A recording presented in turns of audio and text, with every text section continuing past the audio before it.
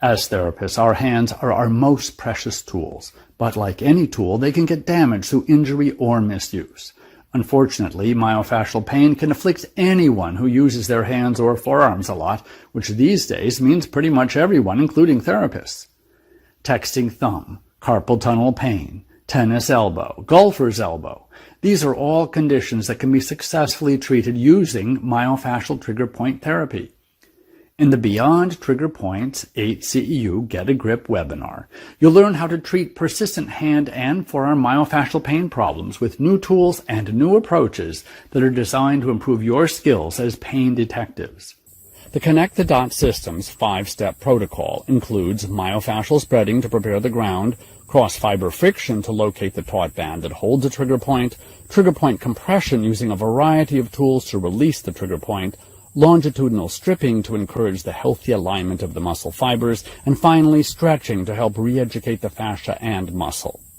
Clients can present a tennis elbow-like pain condition even if they never play tennis.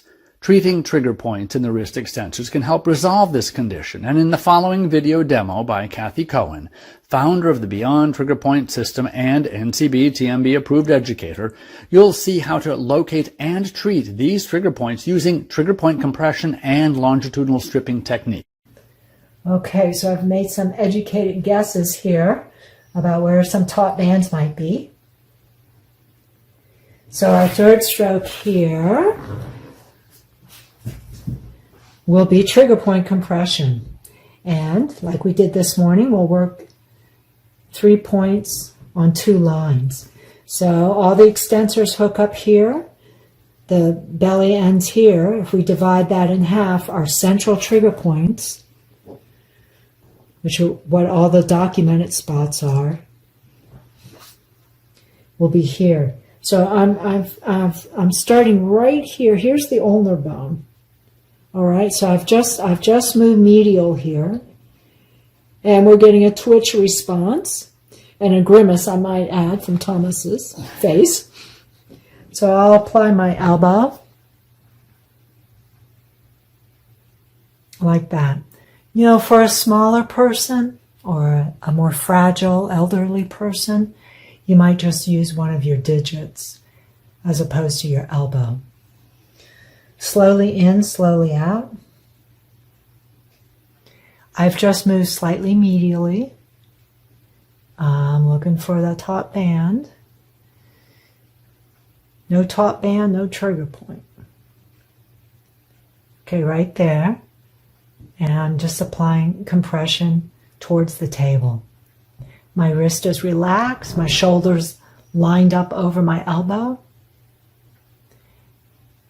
And I'm waiting for the tissue to release because we might want to work all 3 layers of the extensors. And then finally, for that the most medial third point here, I'm pushing the brachioradialis out of my way, and then down we go. And we're always encouraging our client to let us know if the pressure is tolerable, number 1, and number 2, if they feel sensation elsewhere.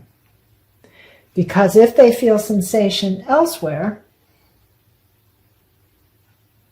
then I know that I'm going to come back to that trigger point and apply the 4th step, the longitudinal strip,